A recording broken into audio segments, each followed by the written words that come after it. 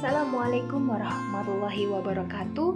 Perkenalkan, nama saya Aiminda Selvia, NIM 200104074. Di sini saya akan mempresentasikan hasil analisis saya yang berjudul tentang referensi dan inferensi dalam wacana tulis cerita pendek perjalanan ke-99 karya Ramaida Akmal edisi 8 Mei 2022. Untuk hasil dan materi atau kajian teorinya akan dijelaskan pada slide berikutnya. Di sini selanjutnya ada peta konsep. Ya, judul dari cerita pendek yang saya analisis yaitu Perjalanan ke-99 karya Ramaida Akmal. Dan di sini saya menganalisis yang pertama ada analisis jenis referensi yang ada di dalam cerpen tersebut. Yang kedua, analisis jenis inferensi. Ketiga, bentuk atau wujud dari referensi tersebut. Dan keempat, bentuk atau wujud dari inferensi. Selanjutnya yaitu ada sistematika penyajiannya. Ya, sistematika penyajian dalam makalah ini, karena tugas ini dalam bentuk makalah, jadi terbagi menjadi 3 bab, yaitu ada bab 1, pendahuluan, bab 2, pembahasan, dan bab 3, tentunya penutup. Setiap bab terdiri dari bagian-bagiannya, yaitu bab 1, pendahuluan itu tentunya berisi tentang latar belakang, rumusan masalah, tujuan penulisan atau tujuan penelitian, dan yang keempat, manfaat penelitian atau manfaat penulisan. Kemudian ada bab kedua, yaitu pembahasan yang menguraikan tentang penelitian sejenis yang terdahulu atau sebuah penelitian-penelitian yang sudah dilakukan oleh orang lain yang dijadikan sebagai referensi. Yang kedua ada landasan teori, dan yang ketiga hasil dan pembahasan atau data-data yang ditemukan dalam cerita pendek tersebut. Selanjutnya di bagian bab 3 yaitu ada tentang kesimpulan dan saran.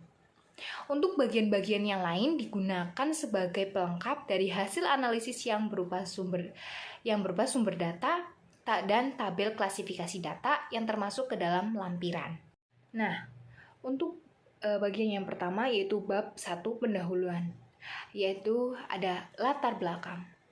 Ya, wacana adalah satuan bahasa yang lengkap, sehingga dalam hierarki gramatikal merupakan satuan yang tertinggi atau terbesar menurut Hare 1994. Dalam hal ini wacana memiliki 2 bentuk, yaitu tentunya ada wacana tulis dan wacana lisan. Wacana tulis disampaikan melalui tulisan bisa berupa novel, cerpen, dongeng, dan lainnya. Sedangkan wacana lisan tentu disampaikan secara langsung seperti dalam percakapan, pidato, dan lainnya. Dalam sebuah wacana tentu memiliki unsur yang ada di dalamnya. Unsur tersebut berupa unsur internal dan eksternal. Unsur eksternal wacana terdiri dari implikatur, presuposisi atau peranggapan, referensi, konteks, dan inferensi. Sedangkan unsur internal wacana terdiri dari kata dan kalimat, serta teks dan konteks. Dari setiap unsur yang ada pada wacana tentu memiliki peran dan kegunaannya masing-masing. Maka pada kesempatan kali ini dilakukan sebuah analisis yang berkaitan dengan unsur wacana. Namun analisis ini dibatasi hanya menganalisis unsur eksternal wacana, yaitu berupa referensi dan inferensi, sebab unsur tersebut memiliki peran penting dalam wacana. Pada penelitian ini, jenis wacana yang digunakan berupa wacana tulis, yaitu cerita pendek berjudul Perjalanan ke-99 karya Ramaida Akmal edisi 8 Mei 2022. Dipilihnya wacana tulis karena lebih mudah untuk dianalisis dan tentunya masyarakat sudah tidak asing lagi dengan kata cerpen. Maka dari itu dilakukanlah sebuah analisis yang semoga dapat bermanfaat bagi pembacanya. Selain itu, cerpen Perjalanan ke-99 ini merupakan cerpen edisi terbaru dan cerita di dalamnya cukup menarik, sehingga untuk dianalisis cukup mudah. Namun tetap saja dalam analisis ini harus sesuai dengan teori yang dikaji. Nah, selanjutnya bagian B, rumusan masalah. Berdasarkan uraian yang telah dibahas di dalam latar belakang, maka dapat disimpulkan untuk rumusan masalah dari analisis ini, yaitu sebagai berikut. Yang pertama, apa saja referensi dan inferensi yang terdapat dalam cerpen Perjalanan ke-99 karya Ramaida Akmal? Yang kedua, apa saja bentuk atau penanda dari referensi dan inferensi yang terdapat dalam cerpen Perjalanan ke-99 karya Ramaida Akmal? Selanjutnya ada tujuan penelitian. Sesuai dengan rumusan masalah tadi, maka penelitian ini memiliki tujuan sebagai berikut. Yang pertama, mendeskripsikan jenis referensi dan inferensi yang terdapat dalam cerpen Perjalanan ke-99 karya Ramaida Akmal. Yang kedua, mendeskripsikan bentuk atau penanda, referensi dan inferensi yang terdapat dalam cerpen Perjalanan ke-99 karya Ramaida Akmal. Selanjutnya yang D ada manfaat penelitian. Manfaat yang dapat diperoleh dari penelitian ini mencakup dua hal, yaitu manfaat praktis dan manfaat teoritis. Manfaat praktis dari penelitian ini diharapkan dapat memberikan manfaat terhadap perkembangan ilmu bahasa dalam bidang analisis wacana pada umumnya dan khususnya tentang analisis unsur eksternal yang terdapat pada wacana, yaitu unsur referensi dan inferensi yang terdapat dalam sebuah wacana, tentunya dalam wacana cerpen. Sedangkan manfaat teoritis yang diharapkan dapat dijadikan sebagai salah satu bahan acuan dalam penelitian selanjutnya yang berkaitan dengan analisis unsur eksternal dalam wacana tentang referensi dan inferensi.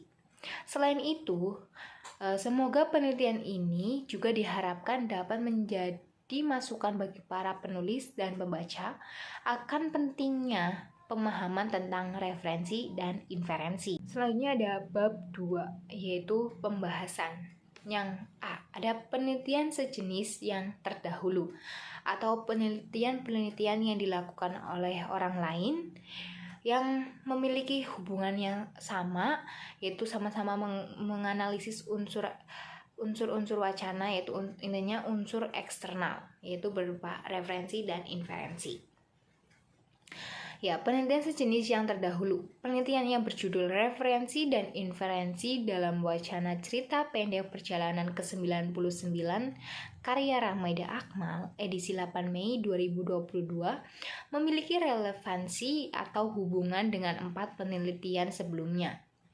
Penelitian yang telah dilakukan sebelumnya adalah yang pertama, inferensi dalam kumpulan cerpen Membaca Hang Jebat karya Taufik Ikram Jamil. Kedua, ada analisis wacana tulis cerita pendek di Dusun Lembah Krakatau karya ST Fatimah. Ketiga, kajian inferensi dalam rubrik Aneka Pojok majalah penyebar semangat edisi Oktober-Desember 2010. Dan yang keempat, referensi dalam wacana tulis berbahasa Indonesia di Surat Kabar. Dalam penelitian yang dilakukan ini, tentunya memiliki persamaan dan perbedaan dengan penelitian yang telah disebutkan di atas tadi. Untuk persamaan sendiri, yaitu sama-sama menganalisis bentuk wacana tulis, yaitu sama-sama bentuk wacana tulis yaitu cerpen dan unsur eksternal dalam wacana, yaitu referensi dan inferensi. Sedangkan untuk perbedaannya terletak pada jenisnya, yaitu pada penelitian terdahulu ada yang menggunakan media surat kabar dan lainnya. Selanjutnya ada yang B, yaitu landasan teori. Lalu untuk landasan teorinya sendiri, ada berbagai penelitian mengenai analisis unsur eksternal wacana tulis sudah banyak dilakukan. Oleh karena itu, dapat dijadikan sebagai acuan dalam penelitian ini. Teori-teori yang digunakan tentunya menggunakan teori yang dikemukakan oleh para ahli dan sesuai dengan tujuan dari penelitian tersebut. Oleh karena itu, dengan adanya teori-teori tersebut dan juga penelitian terdahulu memberikan kemudahan bagi penelitian yang akan dilakukan. Yang pertama ada hakikat wacana. Kata wacana berasal dari kata vacana atau bacaan dalam bahasa Sanskerta. Kata wacana itu kemudian masuk ke dalam bahasa Jawa kuna dan bahasa Jawa baru, wacana atau vacana atau bicara, kata, ucapan. Kata wacana dalam bahasa baru itu kemudian diserap ke dalam bahasa Indonesia menjadi wacana atau ucapan, percakapan, kuliah. Menurut Pramudarminta 19 Junan.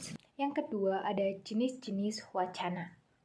Wacana dapat diklasifikasi dengan berbagai cara, antara lain berdasarkan media, wacana lisan, dan wacana tulis. Berdasarkan pengungkapan ada wacana langsung dan wacana tidak langsung. Berdasarkan bentuk ada wacana drama, wacana puisi, dan wacana prosa. Wacana berdasarkan peran penutur dan mitra tutur, yaitu wacana monolog dan wacana dialog. Dan wacana berdasarkan pengemasan materi ada wacana eksposisi, wacana deskripsi, wacana argumentasi, wacana narasi, wacana persuasi, dan wacana prosedural. Yang ketiga ada unsur-unsur wacana. Menurut Mulyana tahun 2005-7, wacana memiliki dua unsur pendukung utama, yaitu unsur dalam atau internal dan unsur luar yaitu eksternal. Kedua unsur tersebut membentuk satu kepaduan dalam suatu struktur yang utuh dan lengkap. Yang A ada unsur internal wacana. Unsur internal wacana berkaitan dengan aspek formal kebahasaan. Unsur internal suatu wacana terdiri atas satuan kata atau kalimat, serta teks dan konteks. Unsur eksternal wacana. Unsur eksternal wacana berkenaan dengan hal-hal di luar wacana itu sendiri. Menurut Mulyana tahun 2005-11, unsur eksternal itu unsur luar adalah suatu yang menjadi bagian wacana, namun tidak nampak secara eksplisit. Kehadirannya berfungsi sebagai pelengkap keutuhan wacana. Unsur-unsur eksternal ini terdiri atas implikatur, presuposisi, inferensi, konteks, dan referensi. Namun pada penelitian ini lebih memfokuskan pada unsur eksternal wacana berupa referensi dan inferensi. Referensi, apa sih itu referensi? Ya, referensi adalah hubungan antara kata dengan benda, orang, tumbuhan, buku, dan sesuatu lainnya yang dirujuknya. Menurut Ramlan 1993, yang dimaksud referensi atau penunjukan adalah penggunaan kata atau frasa untuk menunjukkan atau mengacu kata, frasa, atau mungkin juga satuan gramatikal yang lain. Untuk jenis-jenis referensi sendiri dibagi menjadi referensi berdasarkan tempat acuannya dan referensi berdasarkan tipe satuan lingualnya. Berikut penjelasannya. Ya, yang pertama, yang A itu referensi berdasarkan tempat acuannya. Sumarlan 2003 menegaskan bahwa berdasarkan tempatnya, apakah acuan itu berada di dalam teks atau di luar teks, maka pengacuan dibedakan menjadi dua jenis, yaitu pengacuan endofora. Ya, yang pertama pengacuan endofora. Referensi ini apabila acuannya atau satuan yang diacu itu terdapat di dalam teks. Endofora ini terbagi atas anafora dan katafora, atau berdasarkan posisi atau distribusi acuannya. Anafora merupakan piranti dalam bahasa untuk membuat rujuk silang hal atau kata yang telah dinyatakan sebelumnya. Piranti itu dapat berupa kata ganti persona seperti dia, mereka, konjungsi keterangan waktu, alat, dan acara. Sedangkan katafora merupakan piranti dalam bahasa yang merujuk silang dan anteseden atau kata yang dirujuk itu yang di belakangnya. Ya, selain referensi endofora, referensi berdasarkan tempat acuannya itu dibagi menjadi dua. Itu tadi kan pertama ada referensi endofora dan yang kedua selanjutnya ada referensi exofora. Kata exofora berasal dari kata exo yang itu keluar, yang berarti apabila pembaca tidak dapat menemukan rujukan dalam teks, maka pembaca akan keluar dari teks agar dapat memahami teks tersebut. Referensi eksofora menunjukkan rujukannya berada di luar teks. Berada di luar teks yang berarti berdasarkan konteks atau situasi yang baik dari lingkungan masyarakat dan lainnya. Yang B ada referensi berdasarkan tipe satuan lingua. Haliday dan Hasan dalam Hartono 2000 halaman 147 membagi referensi menjadi 3 tipe, yaitu ada referensi persona, referensi demonstratif, dan referensi komparatif. Berikut untuk penjelasannya. Ya, pertama, referensi persona.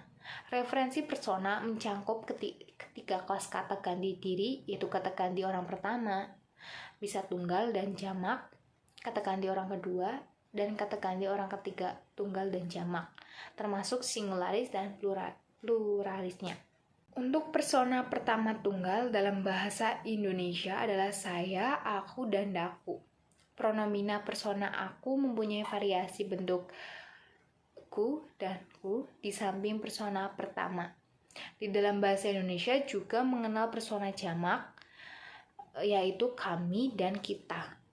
Persona kedua mempunyai beberapa wujud, yaitu engkau, kamu, anda, dikau, kau, dan mu. Persona kedua mempunyai bentuk jamak engkau dan sekalian. Sedangkan persona ketiga ada 2 macam, yaitu persona ketiga tunggal, ia, dia, atau nya, dan beliau. Serta persona ketiga jamak adalah mereka. Selanjutnya ada referensi demonstratif. Referensi demonstratif itu penanda hubungan kohesif. Referensial tipe demonstratif adalah penanda hubungan antara bagian wacana yang satu dengan yang lainnya dengan menggunakan demonstratif. Demonstratif itu sendiri adalah kategori yang berfungsi untuk menunjukkan sesuatu di dalam maupun di luar wacana. Dalam penelitian ini, referensi demonstratif yang ada dalam wacana tulis cerpen perjalanan ke-99 diantaranya ada pronomina penunjuk umum, pronomina penunjuk tempat, dan yang ketiga ada pronomina penunjuk ihwal. Untuk penjelasan lebih lanjut beserta data-data yang ditemukan akan disampaikan berikutnya. Selanjutnya ada pronomina penunjuk umum. Pronomina penunjuk umum adalah kategori yang mengacu ke acuan yang dekat dengan pembicara atau penulis, ke masa yang akan datang, atau ke informasi yang akan disampaikan, atau juga mengacu ke acuan yang jauh dari pembicara atau penulis ke masa lampau atau ke informasi yang sudah disampaikan. Pronomina penunjuk umum ini meliputi ini dan itu. Yang B ada pronomina penunjuk tempat. Pronomina penunjuk tempat merupakan pengacuan yang menggantikan antisiden dengan kata ganti penunjuk lokasi. Karena penunjuk lokasi, pronomina ini sering digunakan dengan preposisi pengacuan arah di, sehingga terdapat kata di sini, di situ, dan di sana. Yang C ada pronomina penunjuk ihwal. Pronomina penunjuk ihwal dapat digunakan sebagai penanda referensi. Penanda referensi yang diacu merupakan keterangan yang disebutkan. Pronomina penunjuk ihwal dalam bahasa Indonesia didasarkan pada perbedaan titik pangkal dengan pembicara. Titik pangkal perbedaannya sama dengan penunjuk lokasi, yaitu dekat, contohnya begini, jauh, begitu. Yang ketiga ada jenis referensi komparatif. Pengacuan komparatif atau perbandingan ialah salah satu jenis kohesi gramatikal yang bersifat membandingkan dua hal atau lebih yang mempunyai kemiripan atau kesamaan dari segi bentuk, wujud, sikap, sifat, watak, perilaku, dan sebagainya. Menurut Sumarlan 2003. Referensi komparatif dalam penelitian ini meliputi 3 macam, yaitu tingkat ekuatif, tingkat komparatif, dan tingkat superlatif. Berikut penjelasannya. Tingkat ekuatif mengacu ke kadar kualitas atau intensitas yang hampir sama atau mirip Penggunaan penanda referensi tingkat ekuatif menyatakan hubungan perbandingan kemiripan antara unsur pengacu dan unsur yang diacu. Yang B, tingkat komparatif. Tingkat komparatif mengacu ke kadar kualitas atau intensitas yang lebih atau yang kurang. Penggunaan penanda referensial komparatif dipakai di muka adjektiva tertentu dengan makna di atas taraf yang diharapkan. Yang C, ada tingkat superlatif. Tingkat superlatif mengacu ke tingkat kualitas atau intensitas yang paling tertinggi di antara semua acuan adjektiva yang dibandingkan. Adjektiva superlatif dapat diikuti frasa yang berpreposisi dari, antara, di antara, dari antara, beserta nomina yang dibandingkan. Kedua, ada inferensi.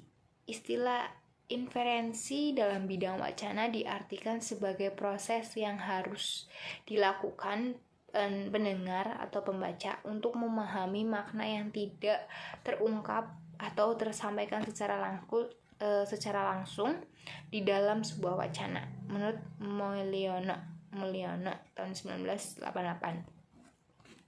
Inferensi adalah membuat simpulan berdasarkan ungkapan dan konteks penggunaannya. Dalam membuat inferensi perlu dipertimbangkan implikatur. Inferensi yang digunakan untuk menarik sebuah kesimpulan atau simpulan wacana yaitu inferensi langsung dan inferensi tidak langsung. Inferensi langsung merupakan inferensi yang kesimpulannya ditarik dari satu premis atau proposisi yang digunakan untuk menarikan kesimpulan. Konklusi yang ditarik tidak boleh lebih luas dari premisnya. Sedangkan inferensi tidak langsung yaitu inferensi yang kesimpulannya ditarik dari dua atau lebih premisnya. Inferensi ini lebih dilakukan pada wacana yang berbentuk percakapan yang terjadi antara penutur dan lawan tuturnya atau pendengarnya, yaitu ada hasil analisis. A. Referensi endofora, yaitu atau interpretasi terletak di dalam teks. Contoh referensi endofora itu ada referensi anafora. Yang pertama ada penulis buat penggalan wacananya, yaitu penulis sadar rencananya kali ini suci. Sambil duduk ia menambahkan di liak-liuk rute yang sudah digambarnya dengan pensil warna-warni tempat-tempat spiritual. Nah, untuk penjelasannya, pada penggalan wacana data 1 terdapat pronomina persona ketiga tunggal yaitu i kata ia secara anafora. Wujud penanda referensi ia mengacu terhadap anteseden penulis yang terletak di sebelah kiri atau kalimat sebelumnya. Penggunaan pronomina ia dimaksudkan untuk mempersonakan orang ketiga tunggal atau orang yang melakukan tuturan tersebut, sehingga kesan komunikatifnya dapat lebih ditangkap oleh pembaca.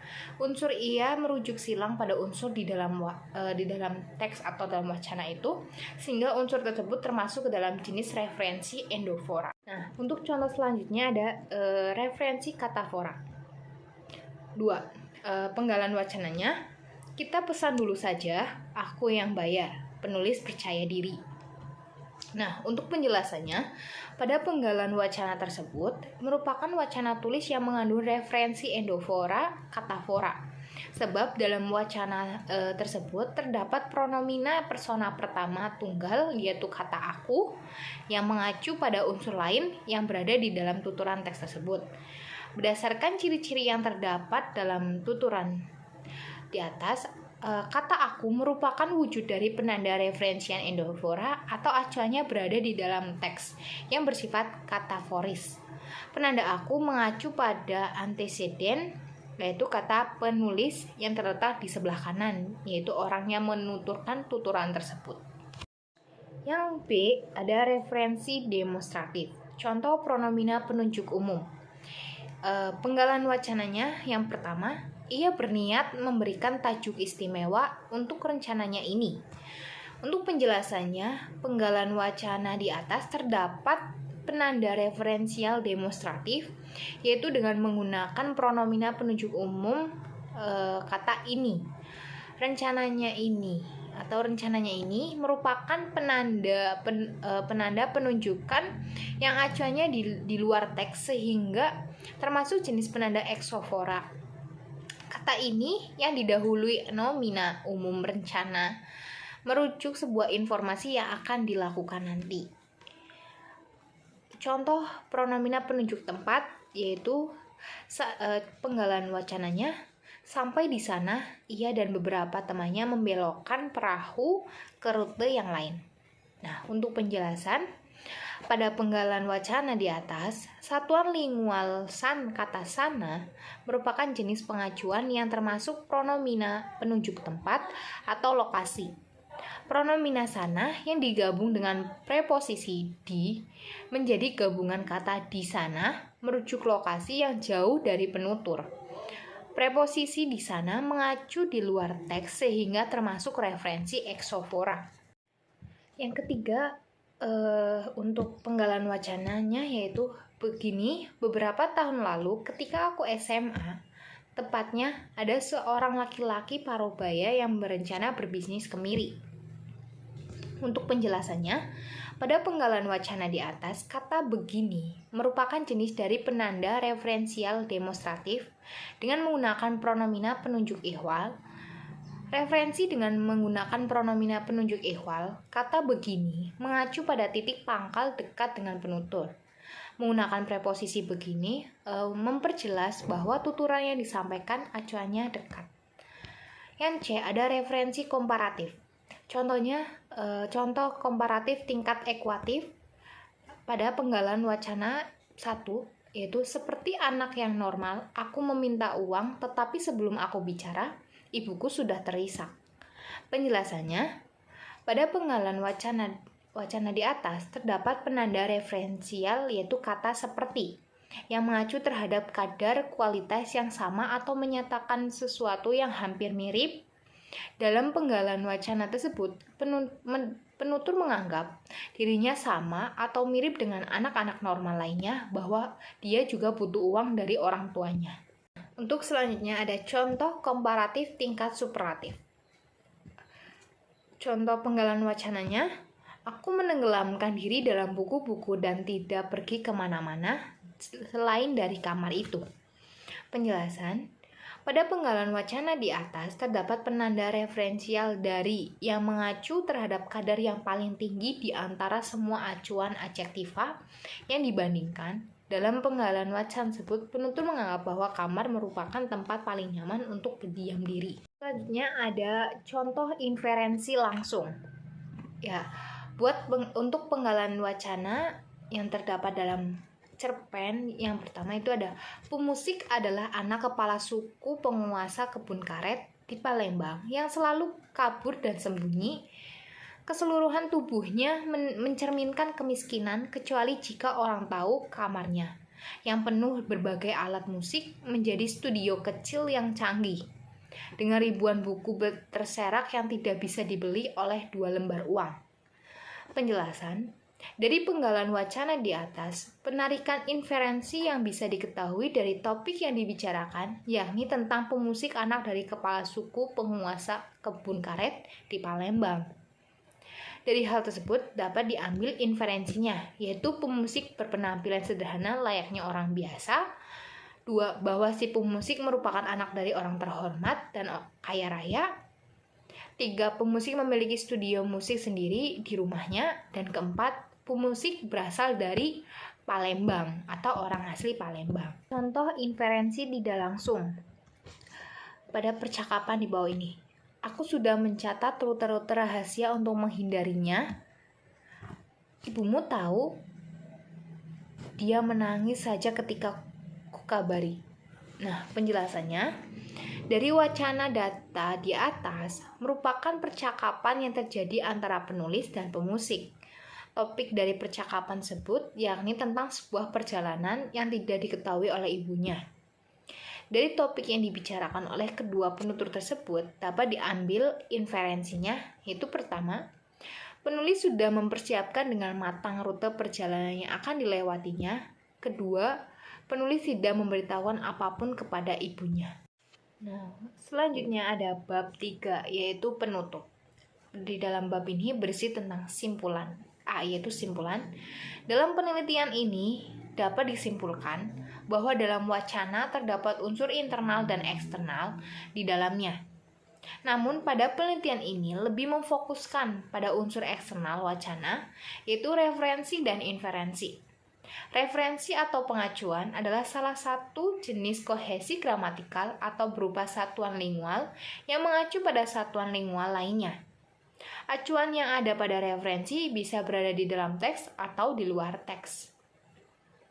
Adapun jenis referensi yang terdapat dalam wacana cerpen Perjalanan ke-99 karya Ramaida Akmal, yaitu referensi yang berdasarkan tempat acuannya, menyangkut pengacuan endofora yang terbagi menjadi dua, yaitu anafora dan katafora, dan pengacuan eksofora. Sedangkan jenis referensi berdasarkan tipe satuan lingualnya, yang meliputi referensi persona, yaitu persona pertama, tunggal dan jamak, persona kedua, persona ketiga, tunggal dan jamak, referensi demonstratif, yang terdiri dari pronominal penunjuk umum, penunjuk tempat, dan penunjuk ihwal, dan referensi komparatif, yaitu ada tingkat ekuatif dan tingkat superlatif.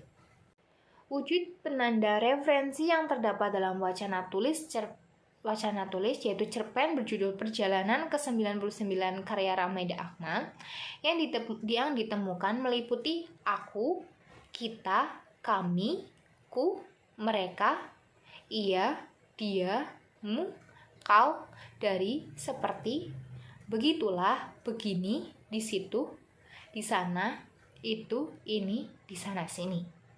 Selain referensi di dalam wacana, juga terdapat unsur eksternal berupa inferensi. Inferensi adalah membuat simpulan berdasarkan ungkapan dan konteks penggunaannya. Dalam membuat inferensi, perlu dipertimbangkan implikatur. Di dalam wacana tulis cerpen Perjalanan ke-99 karya Ramaida Akmal, terdapat inferensi langsung dan inferensi tidak langsung. Inferensi langsung adalah inferensi yang kesimpulannya ditarik dari hanya satu premis atau proposisi yang digunakan untuk penarikan kesimpulan. Konklusi yang ditarik tidak boleh lebih luas dari premisnya. Sedangkan inferensi tidak langsung adalah inferensi yang kesimpulannya ditarik dari dua atau lebih premis, biasanya dalam bentuk percakapan yang terjadi dalam wacana. Nah, untuk yang B ada saran. Berdasarkan hasil penelitian sederhana di atas atau yang telah dilakukan, penulis memberikan saran agar penelitian ini dapat bermanfaat bagi para pembaca serta menambah wawasan tentang referensi dan inferensi dalam sebuah wacana tulis, yaitu tentunya cerpen. Dikarenakan penelitian ini masih dalam bentuk yang begitu sederhana, sehingga diperlukan penelitian yang lebih lanjut lagi, baik itu tentang fungsi referensi dan inferensi dalam sebuah wacana cerpen ataupun yang berkaitan dengan unsur eksternal wacana, sehingga diperoleh hasil yang lebih lengkap dan maksimal.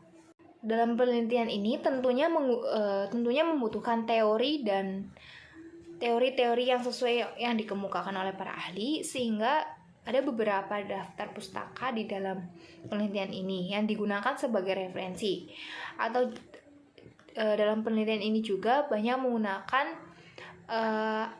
artikel-artikel yang telah ditulis oleh orang lain yang digunakan untuk referensi atau sebagai acuan dalam melaksanakan penelitian ini. Untuk bagian lampiran sendiri berisi yang pertama ada sumber data. Sumber data dalam makalah ini berasal dari skripsi dan artikel yang terdahulu yang digunakan sebagai rujukan. Sumber data yang digunakan juga harus sesuai dengan penelitian yang dilakukan, yaitu berkaitan dengan unsur eksternal pada wacana tulis. Adapun skripsi dan artikel yang digunakan sebagai rujukan diantaranya yang pertama, inferensi dalam kumpulan cerpen Membaca Hang Jebat karya Taufik Ikram Jamil. Kedua, analisis wacana tulis cerita pendek di Dusun Lembah Krakatau karya ST Fatimah. Ketiga, kajian inferensi dalam rubrik aneka pojok majalah penyebar semangat edisi Oktober-Desember 2010. Dan keempat, referensi dalam wacana tulis berbahasa Indonesia di surat kabar. Dalam penelitian ini memiliki persamaan dan perbedaan dengan penelitian yang dilakukan oleh penulis, yaitu menganalisis referensi dan inferensi pada wacana tulis cerpen Perjalanan ke-99 karya Ramaida Akmal. Selain dari skripsi dan artikel, terdapat juga sumber data lain yang dapat digunakan sebagai pelengkap. Data-data yang dikumpulkan merupakan data dari berbagai sumber yang bersifat relevan dan sesuai dengan tujuan dari analisis ini, yaitu terkait dengan analisis unsur eksternal wacana yang berupa referensi dan inferensi. Dengan sumber data yang sesuai dan relevan akan menghasilkan data-data yang benar dan akurat. Untuk bagian terakhirnya itu ada tabel klasifikasi data. Yang kedua ada tabel klasifikasi data. Nah, tabel 1 itu berisi ikhtisar penanda referensi dan referensi dalam cerpen Perjalanan ke-99 karya Ramaida Akmal. Nah, di dalam tabel ini tentunya ada jenis referensinya dan juga wujud penandanya. Bisa dilihat di dalam tabel tersebut. Nah, untuk tabel kedua itu ada jenis inferensi dalam cerpen Perjalanan ke-99 karya Ramaida Akmal. Itu sama seperti tabel yang pertama, ada jenis inferensinya, ada data wacana atau penggalan wacananya, dan hasil dari inferensinya. Sekian presentasi dari saya, kurang lebihnya mohon maaf. Wassalamualaikum warahmatullahi wabarakatuh.